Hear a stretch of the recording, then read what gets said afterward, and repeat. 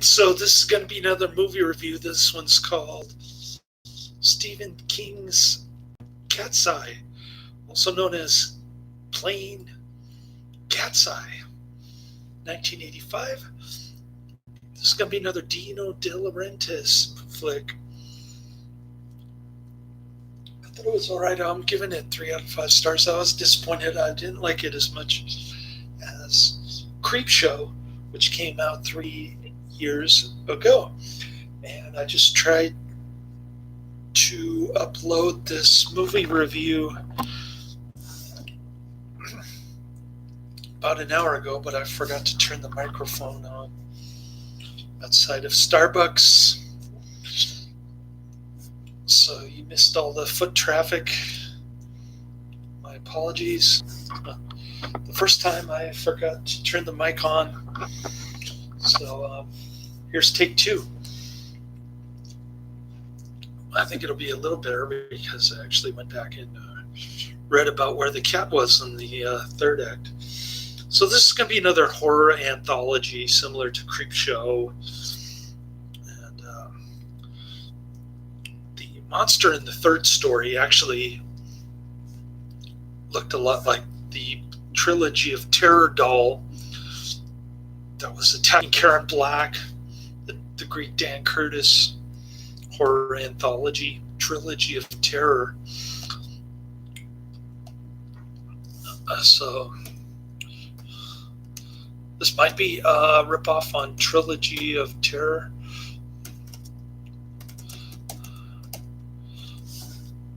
I don't know. I've never actually seen Trilogy of Terror.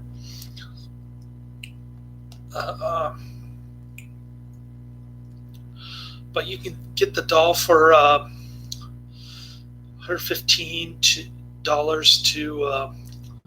$295 on Etsy. And that came out in 1975, so it might be a ripoff, this one, of Trilogy of Terror. It's about a cat, believe it or not. It's going to be another Dino De Laurentiis flick,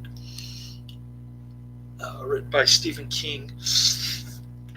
Stephen King did 2 of the short stories prior to the movie, and the third story was just a screenplay. There was no previous written work for the third story, which is actually the best story, ironically. And so this cat is being chased by a dog while the movie credits are rolling. And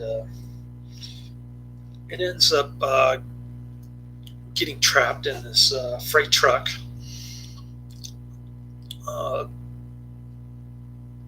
The freight truck takes it to the big city. I'm trying to remember which city the first story is in. Gotta look it up again. I keep forgetting details of this movie, and it bothers me. Anyways,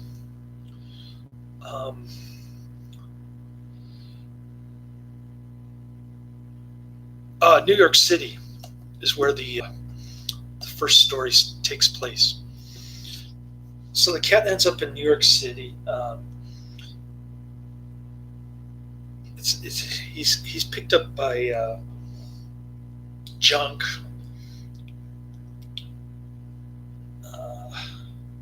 an employee of Quitters Inc. Quitters Inc. is this smoking cessation organization that gets people to quit by torturing their family members.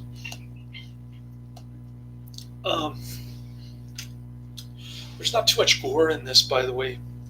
It gets a PG-13 rating, which is why I'm giving it 3 out of 5 stars. I didn't think it was too scary or particularly eye-catching with the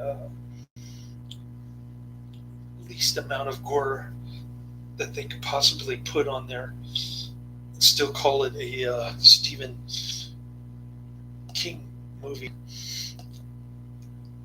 But so this Quitters Inc., they catch the cat, they throw it in this room with an electrified floor, and they start playing this 50s music. James Woods is trying to quit. His friend gets him to go to this Quitters Inc. And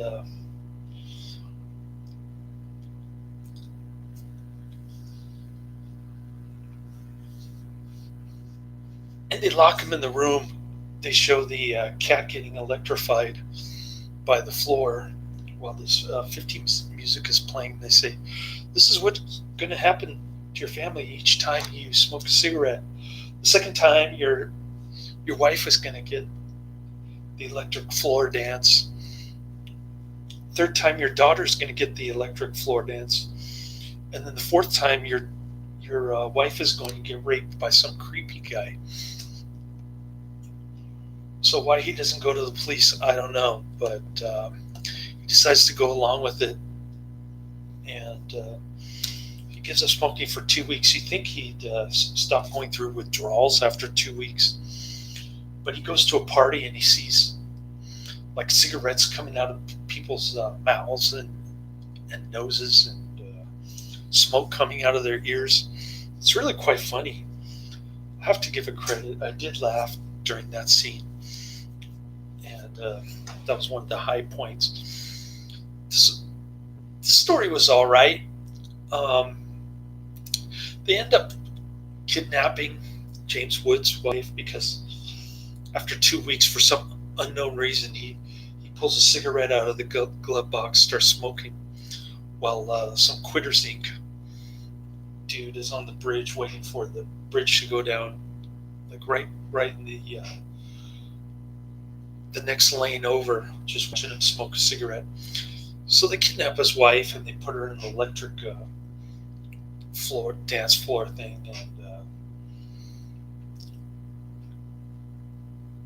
then I don't want to spoil the ending. I know there are 3 endings, so I don't want to spoil all 3 of them, but that's pretty much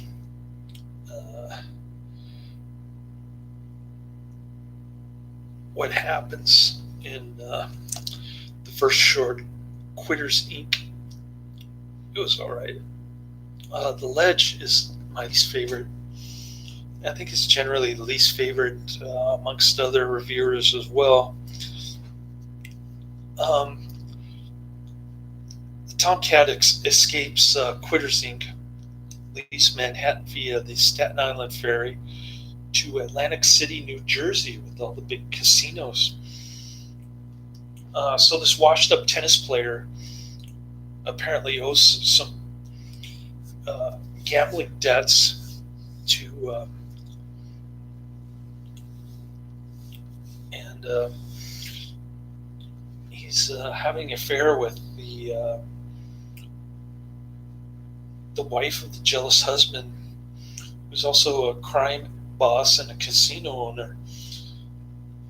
So he kidnaps his wife's lover boy, the guy from Airplane, and there's also the guy from Ed Wood, and the crime boss is actually the dude from Dune, and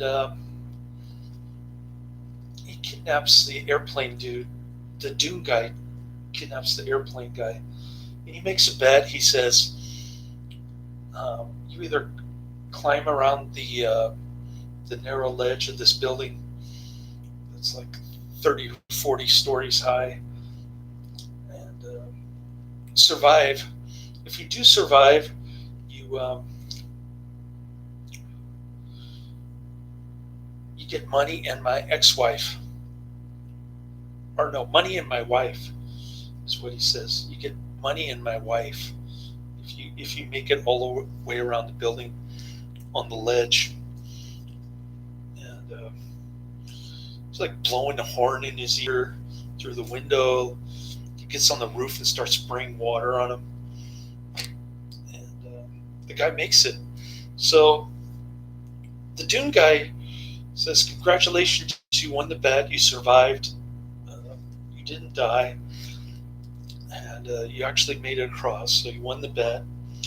And he kicks over a bag of money, and then you see his wife's severed head roll for like 1 second, and that's the extent of the gore. In the second one, there's absolutely no gore in the first movie, except for the ending there. And there's a scuffle, and I don't want to spoil the ending to the second one, The Ledge, but I didn't think it was that great, other than the severed head scene.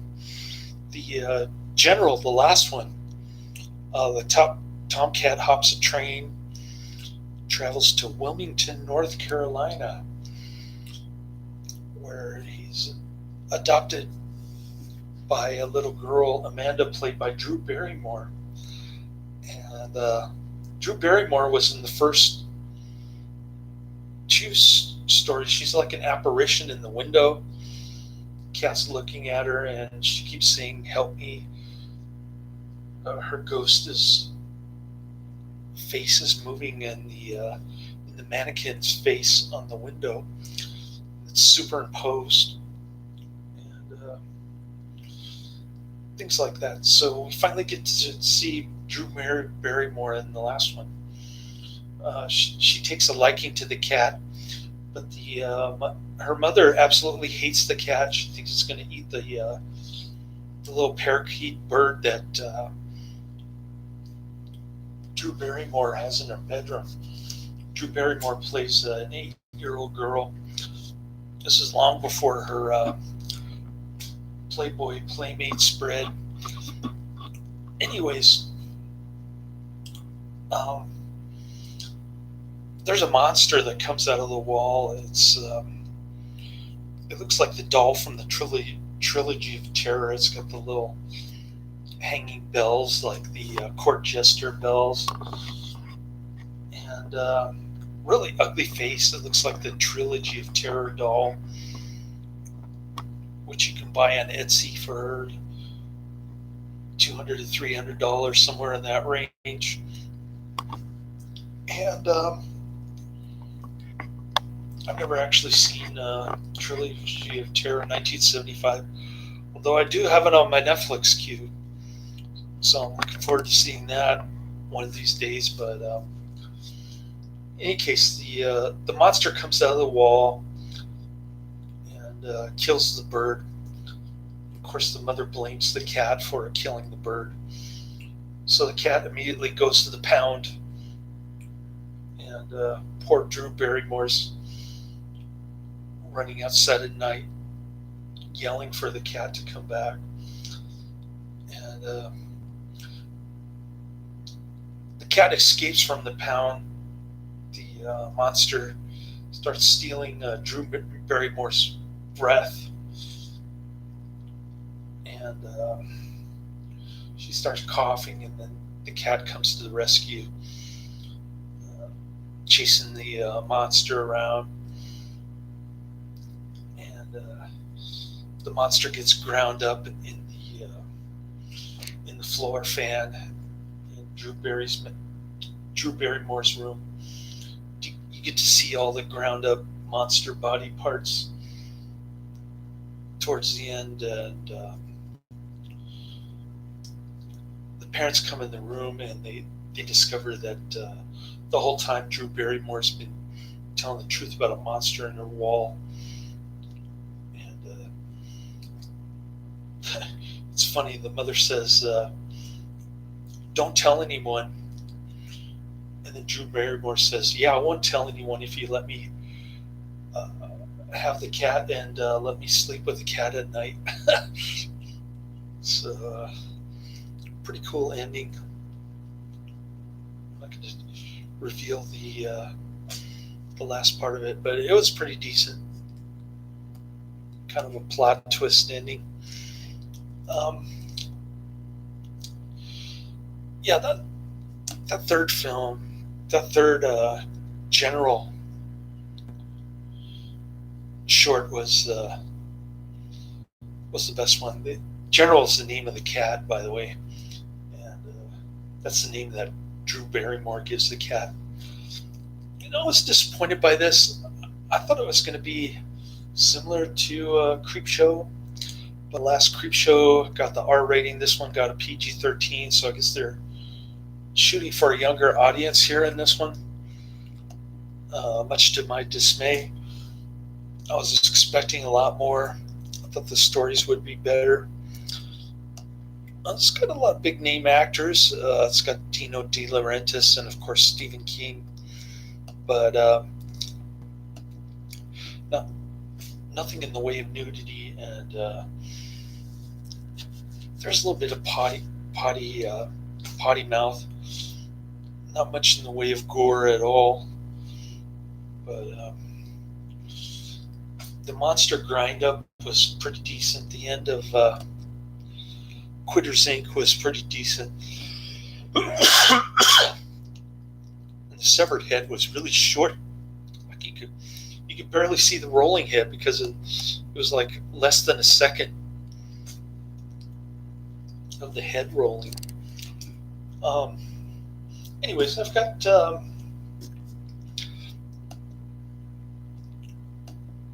couple more movies to watch on Netflix this Sunday. I've got that 1939 Goodbye, Mr. Chips. And then I've got Them, the 1954 movie about ants that got infected by radiation. That should be pretty cool. I don't know about Goodbye, Mr. Chips, but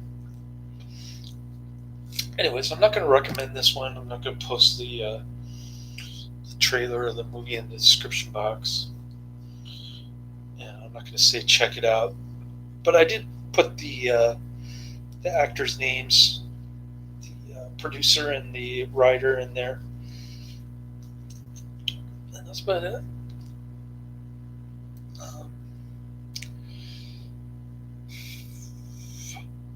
If I wanted to see a movie like this, I'd check out Silver Bullet, Firestarter, Creepshow 2 maybe. I've never seen Creepshow 2. Maybe I should check that one out. It's probably on my Netflix queue. Creepshow 2. But it's probably way down there. Let me see if I can pull it up. Creepshow 2. Yeah. That kind of irritates me that I screwed up my microphone, because I just wasted like 20 minutes at Starbucks. I could have been taking a nap right now. Anyways, Creepshow 2.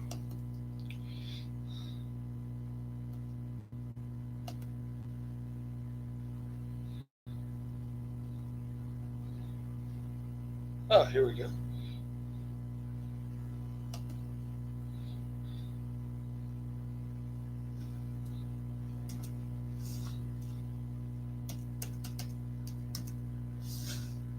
Huh. Oh, not again. Don't do that.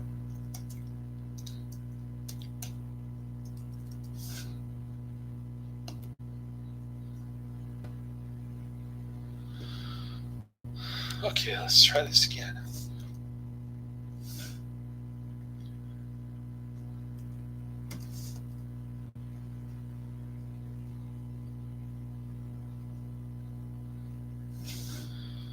I know I have in my queue that Creepshow 2.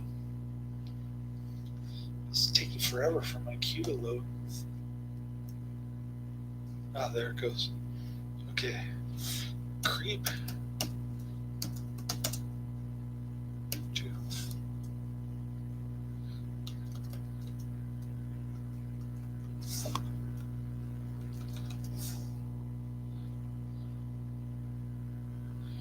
Oh, it's in my saved queue. I probably won't even get a chance to see it because it'll be stuck there forever.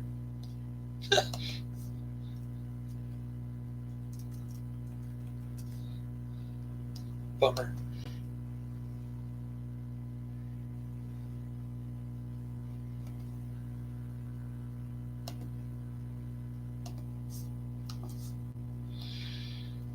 Anyways,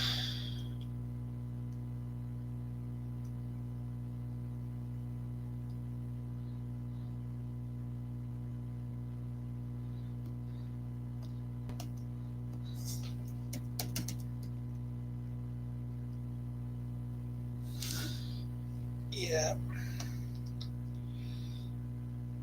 not a good thing. But